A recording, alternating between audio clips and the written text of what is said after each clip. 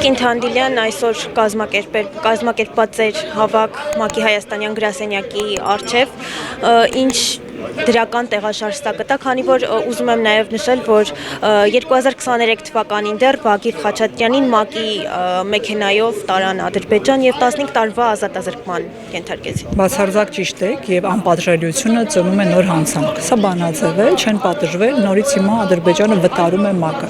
Բայց ինչի մասին ենք այսօր այստեղ, որ մասնակցեք, ձեր մանդատը իրացրեք, եթե Բաքուն ձեզ թույլ չի տալիս մտնել, այդ մասին հայտարարություն արեք եւ ՄԱԿ խորհրդում ընդունեք Ադրբեջանի դեմ պատժամիջոցներ։ Հետևաբար, ահա այստեղից գնալուց հետո մենք նամակ պիտի ուղարկենք իրենց այս ակցիայի շրջանակներում, ասելով մեկ շաբաթ ժամանակ ունեք զանգահարելու ձեր Բաքվի գործընկերոջը եւ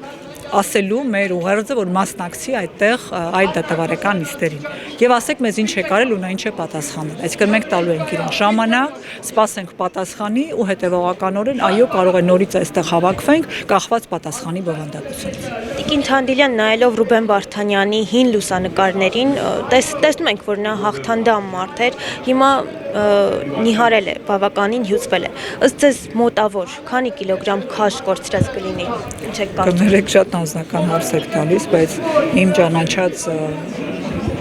Ռուբենը իր տեսակի մարմնական կառուցվածքով, այո, ես չեմ տեսնում այնտեղ, բայց իմ ճանաչած Ռուբենը հոգեպես ու բարոյապես այնտեղ է եւ փայլում է։